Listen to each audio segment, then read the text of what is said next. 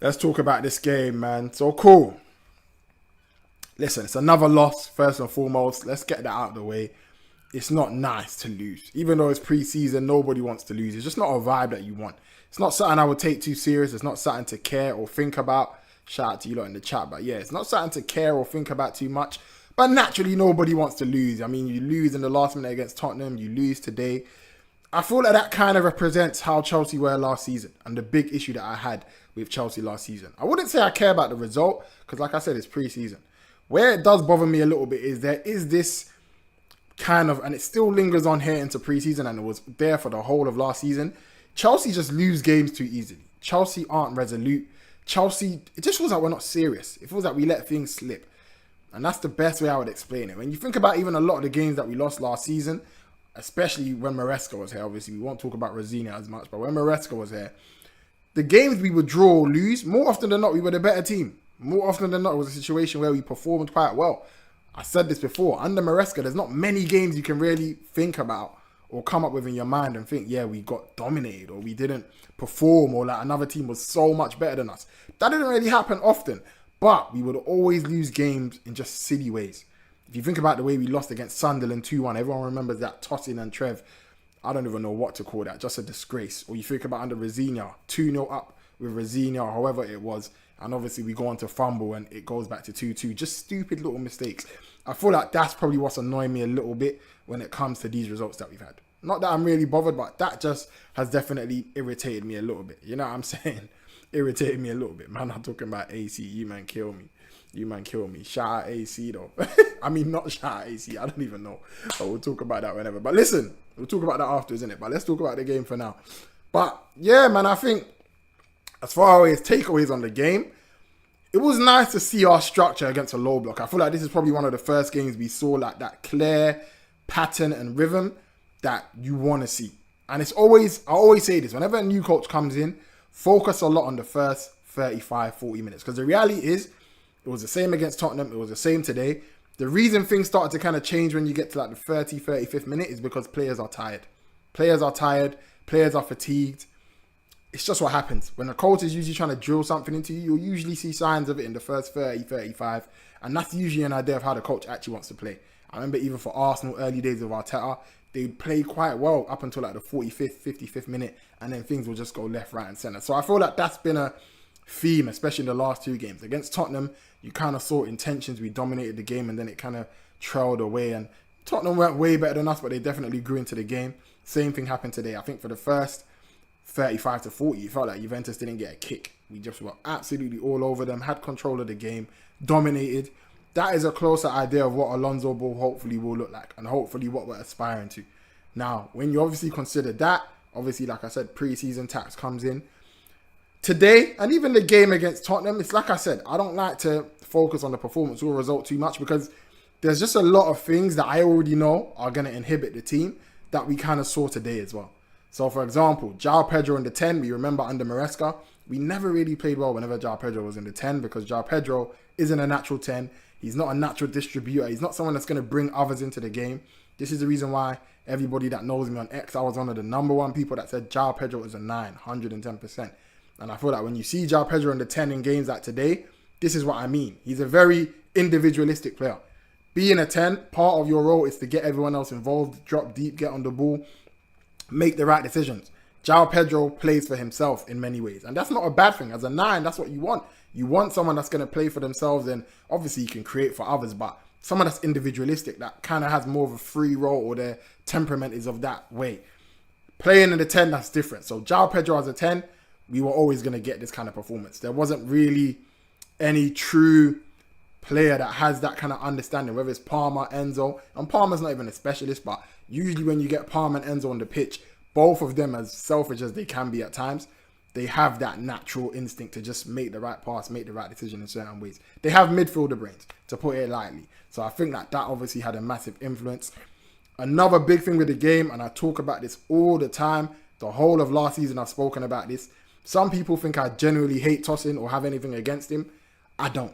I don't at all. I really don't. It's just a situation where once you notice it, you never lose it. And I'll explain this to you guys now. And now, anytime you watch Tosin, you'll probably notice it too. Whenever Tosin plays for Chelsea, expect us to look more vulnerable and shaky defending and in transition and in everything. And it's not because of Tosin as an individual. Listen, we know he's not the most reliable individual anyway. That is obviously a problem in itself. But I'm not someone that's really going to target somebody so harshly for that. For me, I don't like players that affect the whole collective and affect the whole structure. When Tosin plays, Tosin is not an aggressive defender. Tosin is not fast enough to step up and snuff out danger. If you watch Colwell at CCB, you watch even Trevor when he used to do it, even Fofana when he plays today, these are guys that can defend on the front foot. And Chelsea are a team that want to defend on the front foot. You need to be able to step up, clash into your man and do that. You will hardly ever, if ever, see Tosin do it. Tosin is a passive defender that always wants to jog back. He's slow. He's very slow and he's very immobile. What that means is that you have a midfield, especially with Caicedo, because we know Caicedo's instinct is to step up, is to be aggressive, is to be on the front foot. If the whole team's on that wavelength, that's no problem. And Chelsea have more players that are on that wavelength. So where the issue is that you've got a midfield that wants to step up and be aggressive. You've got attack that wants to step up and be aggressive. But you've now got a back line, because Tosin's leading it, that continues to drop off. So what that creates is a gap between the midfield and the defence. And you start to see these big gaps open up. And I'm so sure some of you kind of noticed it maybe in the first half or at certain points in the game. It happens a lot. I'll speak about the first half because obviously that's where Tosin was there. It starts to open up. And the best example I can use to kind of make my point, if you want to know the difference between Chelsea versus PSG when we beat them 3-0 in the Club World Cup and versus Bayern, where we lost to Bayern, that was the difference. If you think about the lineup that we played against Bayern last season in the Champions League, it was quite similar to the Club World Cup lineup, but the difference was Tosin. Tosin was the major difference in that game. And that's where you see the difference. Against PSG, we looked super compact. There were no gaps. It felt like we were almost impenetrable. And even if you think about the first half against Tottenham, one thing you could say is that we didn't really look vulnerable. Tottenham didn't really get a kick. They might have did little things in build-up and possession, but they didn't really have chances. Cole was playing. Cole was starting. The minute you got Tosin, you see these gaps open up. If you remember against Bayern, very vulnerable. It felt like Kane and Elise, they had a lot of space to kind of do what they do. That's something that I hate, and it's a big reason why, for me, Tosin just can't continue. And we need to be careful, because this is what's going to happen if we keep Tosin. This is why Tosin has to go. I've seen some reports that Tosin may linger around or be like a fifth centre-back. That can't be the case. This is why I'm so gutted that we never managed to get John Stones. Because I think if you get John Stones, he is the perfect replacement for Tosin. The reason Tosin is here is because he's meant to be like the build-up, backup, CCB for Colwell anytime Colwell's not there. Like that leader of the back line. And the reality is, like I said, because of the structural issue he has, he can't play for us. It sounds all good in theory, but he just can't play for us. And the reality is, I honestly think Xabi Alonso noticed it straight away, because what did you see at half time? I'm pretty sure there were planned changes, maybe for like 60 minutes, etc. But you saw him bring on is it Malang Sarr? I don't even know his name. What's his name? Mamadou Sarr, sorry. You saw him bring on Mamadou Sarr for Tosin. And I think it's because of that reason why. If you're a coach, it won't take you long to notice. If I'm a fan and I can notice this, and I've always seen it, I'm sure Xabi Alonso, obviously, he's not been with Tosin for long, but you start noticing it. And I think Mamadou Sarr, that's part of the reason that he probably came on so quickly. Otherwise, Tosin probably would have stayed on to at least 60, 70 minutes like certain others. But yeah, I would say that. Obviously, even when it comes to like the Joao Pedro 10 thing, I think that was part of bringing on Jackson. Let's see if we can bring on someone to kind of connect things. And Jackson did show that for like a little 5-10 minutes, but we also obviously saw the negative side of Jackson, which is helter-skelter, poor little touch here. Yeah, it was nice little dribble, but you don't really get the end product, or we don't get those moments that just look polished or clean. He is a bit erratic. And as good as he was, because I definitely saw positives, I'll be honest. When Jackson came on for the first 5-10 minutes, immediately I was like, this is what we missed a bit from Jackson. This is what Jackson gives you. It feels like you're going to get more chances. It feels like he's going to get the ball. He's going to drive. He's going to bring others into the game. It just feels like he's going to generate football, to put it simply. You know what I mean? But like I said, it's not polished. All of that is sweet and great, but does it actually turn into real output? Not really. Often than not, which is the sad part. And he probably could have scored, because I think there was a moment Palestra, I don't know if it was Jackson or Gittins, Palestra could have maybe slipped someone through. I think it might have actually been Gittins. There was a moment Esteval cut and he could have played a through ball for Jackson as well. So that was there, obviously. But yeah, obviously that didn't work out. Now, obviously, let's talk about the midfield quickly. I have all plaudits and credit to Caicedo, and you lot let me know his name. Is it Madi Jazuli? Madi Jazuli, I think. That kid, if he's 16-year-old, he's a fucking baller. I'll tell you lot from now. that kid is special. I'm not saying he's someone we should keep around and he's ready 110% now, but he is going to be a Chelsea player in the future. Like, that's what it looks like when a youngster comes in and you know they're made for Chelsea. That's how I felt when Billy Gilmour made his debut. And even Billy Gilmour didn't make it in the end, but Billy Gilmour, Lewis Hall, James, certain men come in and they play and instantly you wouldn't even know they're kids. And I was so impressed with him. To play in midfield, the way we're trying to play, I was very impressed because he's composed on the ball, he's brave. And that's always what I'm looking for with young players. How brave are you? How composed are you? Are you affected by the moment? How easy do I notice you? That's the best way to put it. A lot of time when youngsters play, you can almost see them like a sore thumb.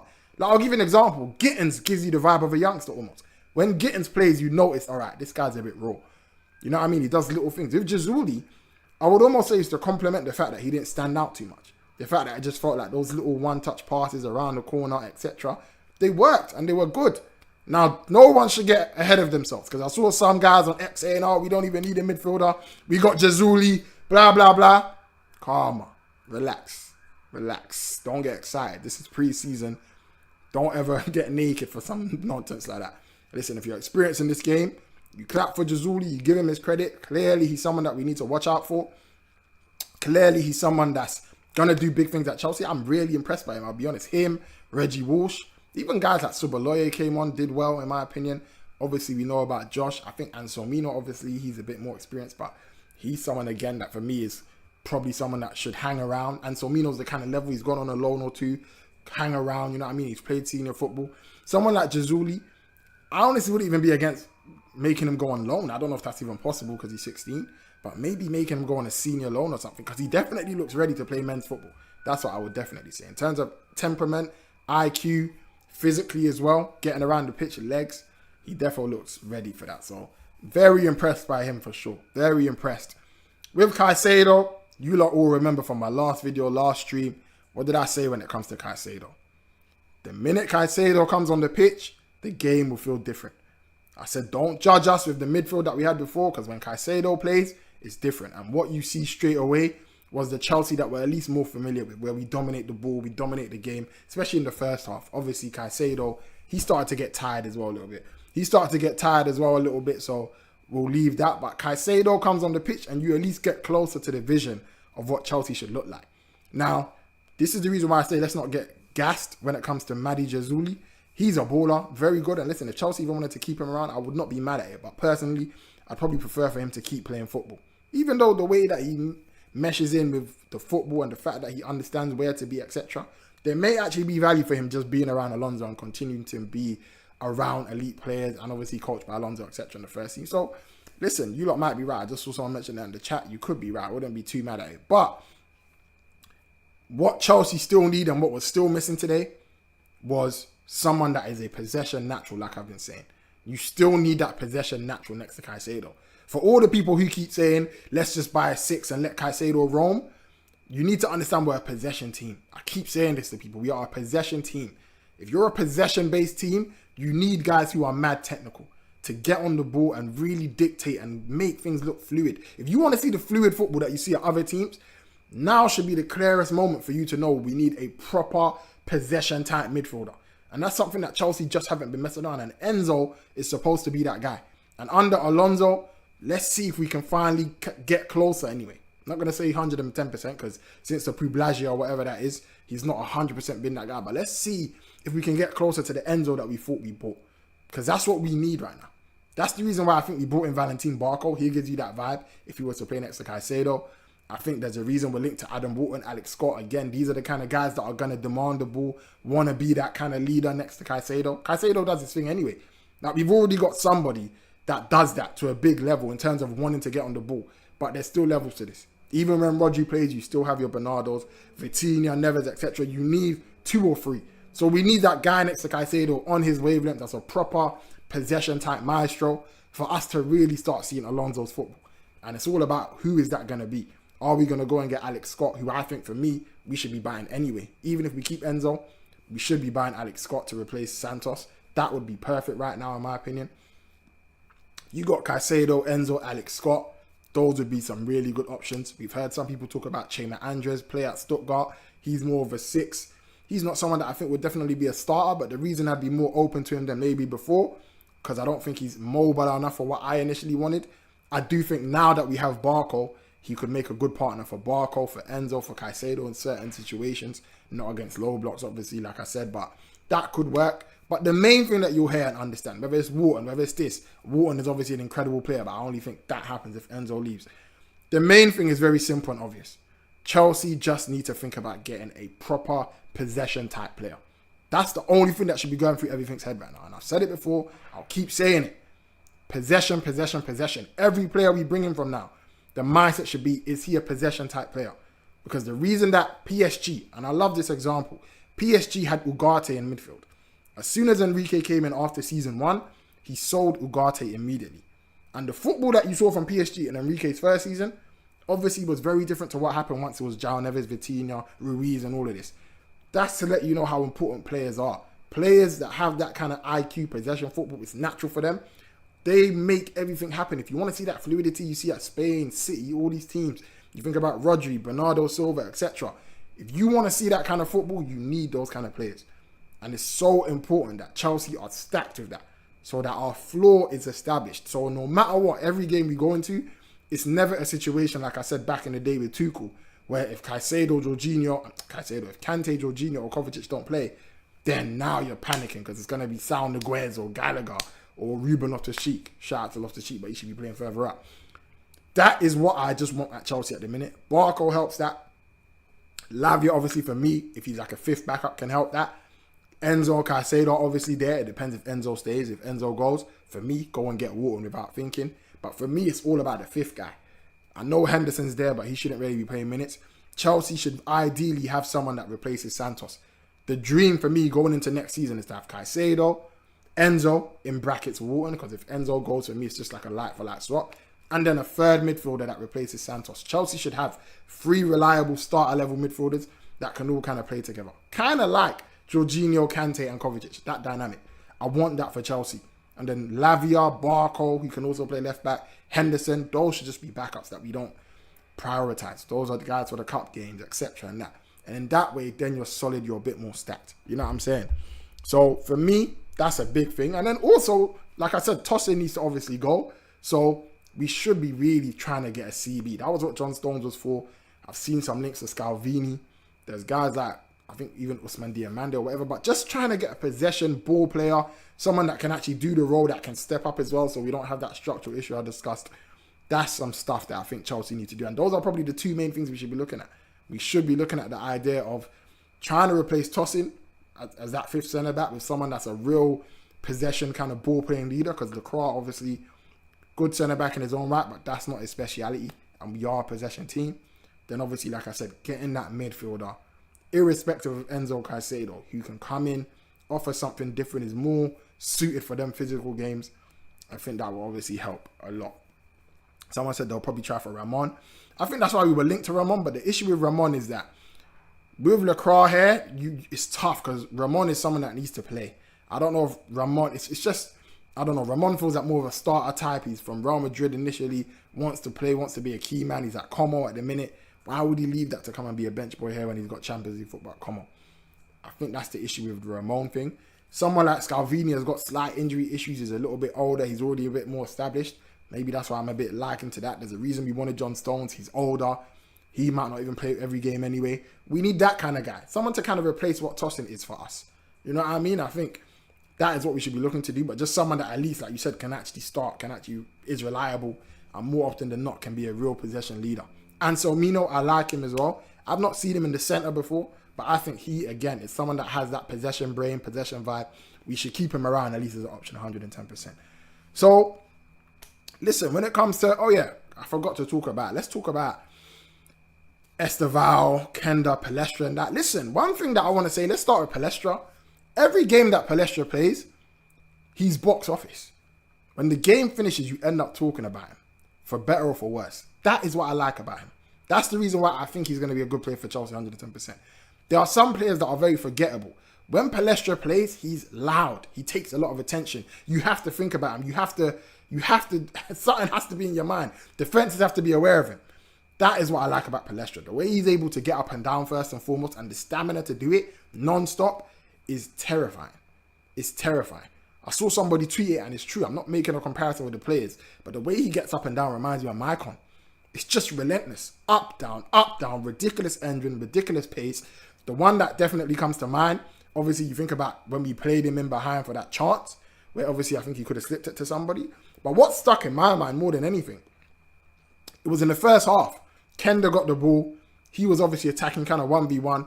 Palestra's just streaming down the line. And obviously we play it into him. I think Palestra gets onto it. Loads of space. The ball's not perfect. But that is what Chelsea haven't had. Someone that you feel like, yo, this guy presents serious danger. And I want to let people know, because I've seen a lot of people be a bit harsh when it comes to Palestra. First of all, we signed Palestra to be an attacking fullback or wingback off either side. The fact that he's even this size and all of these things, defensively, he will improve and get better at that. But that's not what we signed him for. If you're in a game where you want to think about the defensive side of the things, there's a reason we have the likes of Reece James, we got Chavaria, we got all of these guys. We brought that for this reason. Hatto's there, like, we didn't bring this guy in to be Mr. Defensive. Like, that's not what we're doing here. So when people keep focusing on that side of the game, is it something to be of note? 110%. But this is what you got a squad for. But when you're playing in them games, because let's remember, last season, there was a lot of times Cucurella was in the final third, Gusto was in the final third. Both of them almost felt like a net negative. They didn't bring much threat. And if you want to push a fullback up, ideally you want someone that almost presents the same value and threat as an attacker. That is the value of Palestra. When Palestra plays, you don't feel like a defender's up there. You feel the same threat levels that you get almost from an attacker. If not more, the guy is a real ball of energy and a real problem. And everyone's always talked about off-ball runners. Palestra gives you that. Palestra's going to give you those off-ball runs, and we saw that today. Loads of times. He even is in striker positions. Reminiscent of Marcus Alonso, but with just more speed and pace, etc. So with Palestra, I want to say this as well. Understand that when it comes to Palestra, this is a raw kid that's 21 years old. This is a guy that has pretty much, I think his first major season, wins Serie A Defender of the Year, and you can see why. Stop judging him and forgetting that he's going to have time to develop. After like a year under Alonso, Palestra will be more intelligent tactically, so he'll make better decisions. Palestra can work on his finishing product, because like I said, he's 21 years old, and he will become a better defender over time. Working with Alonso over time, he will become a better defender. So that's where the prospect is very exciting for me. Because I'm not just thinking about in the short term, which is what a lot of people do. They make these snap bang judgments on players straight away. For me, you know he's got something about him. There's no doubt. And for me, I think with coaching, this is a guy in a year or so, I think he's going to be a big player for Chelsea. I'm not going to lie to you. I think he'll be a very important player for Chelsea, a big player for Chelsea. Not a guy that always starts, but just someone that's impactful that we always remember.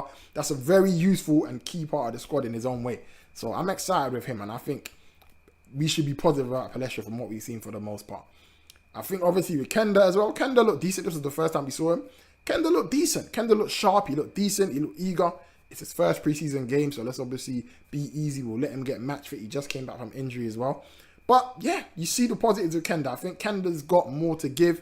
He's young. Obviously, he's not going to be perfect. Like you said, he's young. But I was encouraged. I think it was a positive cameo. I'm not going to say it was crazy. I'm not going to say it was bad. It was just a positive cameo. But yeah, to close off talking about the match and round that up, I think Chelsea were decent. We were solid. I think obviously it was annoying to concede that goal. But I think, listen, there's not too much to worry about. It's not a situation where we should be panicking. It's preseason. Don't take it too serious. It was nice to kind of see the structure and what Alonso wants more in the first 35, 40 minutes. Like I said, when it comes to coaches, usually you judge the initial part because then fatigue and all these other factors come in the more time goes on. It will look so much better, by the way, once Palmer, Rodgers, Enzo, James, whoever. Once all these guys come back, obviously if Enzo stays, if not, it will be another big-time midfielder, hopefully. Things will look so much better once our first team proper plays. I think that's something that I definitely will say. Once our main first team plays, you're going to feel the difference immediately. And I'm hoping that home game at Stamford Bridge, because these pitches have been shit, by the way. These pitches have been horrible. Like, you can't play football on them. It just looks like you're going to get injured. It's bobbling and all of that. I think that first game against Real Sociedad at Stamford Bridge at home, that's going to be the first Alonso proper game. You know, the game that we had last season against Milan, them vibes? I think it was Leverkusen or Milan. That's the game I'm excited for. That first game, because then it's on the pitch. Hopefully our main starters will be back by then. And things will look so different because, like you said, the floor for Chelsea is just not good enough. That's what we need to work on. But when we play our best players, you don't know what we've done to teams in the past. So that's what I'm excited to obviously look for and see how that's looking when that comes. And I think things will look much better by then. So I'm seeing little positive signs here or there. At the same time, obviously, there's a lot of dynamics going on, players that shouldn't be playing, etc. So things haven't been perfect. But one key thing I will say just before I round off, I won't be surprised. And listen, I've jokingly made the comparisons, and a lot of other people have as well, about this idea of Chelsea coming 10th. We hired Conte and we went on to win the league. We had 1 game a week, blah, blah, blah. It's impossible to ignore the parallels. Anyone that remembers from back then, if you remember, Conte started off with a back four in pre-season and even our first 2-3 games in the season or whatever. I remember that. We started off with a back four, and then we all remember that famous game against Arsenal, 3 fingers in the air, and we went to a back 3.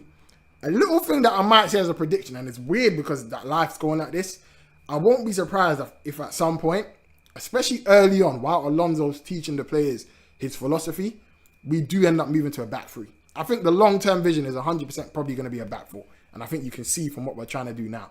And obviously, it's too soon to judge because, like I said, once our starter players are here, the back 4 will look very different. But I won't be surprised if Alonso, early doors, is looking at it and thinking, back 3 might be safer. It might be the safer route to go in. You got Kenda, you can obviously just about do the left wing back role, like the Frimpong vibe, but from the left. You've got Esteval, you can obviously be an inside. And you're looking at Esteval and Kenda, and it's like, are they enough to guarantee that, are they enough to play a back 4 pretty much? Are they enough to be like, let's bank on this back 4 because we believe Esteval and Kenda are going to do this and that. Both of them are still young. Both of them still look a little bit raw. We know we got twin tens, Palmer and Rodgers. We know we got the likes of Caicedo and Enzo or whoever replaces him. We got Palestra, who can be a great left wing back or right wing back, but I actually think left wing back. For me, if you think about the Grimaldo role at Leverkusen, if you don't know what I'm talking about, obviously go watch the other video that I dropped about it on YouTube explaining all of that. James, and even, listen, maybe Gusto would even end up staying in that side. James can definitely do that role.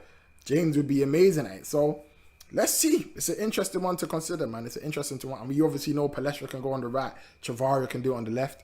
That's definitely something to consider as well. So, I won't be surprised if that happens. Maybe even for the whole first season. But I predict maybe just early doors. I think Alonso will be watching and thinking the compactness is not where he wants it to be yet. And I think maybe until they understand his system fully, the one-touch passing is perfect, then we'll be able to grow and kind of get into this back 4 stuff. But listen, who knows? That's just a little prediction I'm considering now.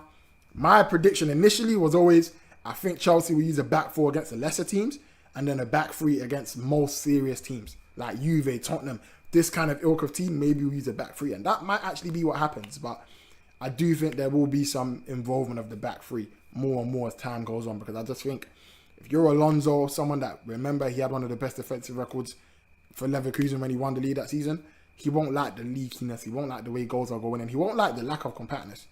I think he'll be keeping an eye on that. So that's something to definitely watch out for. But yeah, man, listen, don't think too much about this game. It's pre-season. Don't bug out. Don't be worried about all of that too much. You know what I'm saying? At the end of the day, listen, it's pre-season, man. Everyone in here is chained, and we should be smart enough to not get left naked because of pre-season. So listen, we lost. It is what it is. Forget the result. Decent little positives. Shout out to all the people that obviously played well, did well.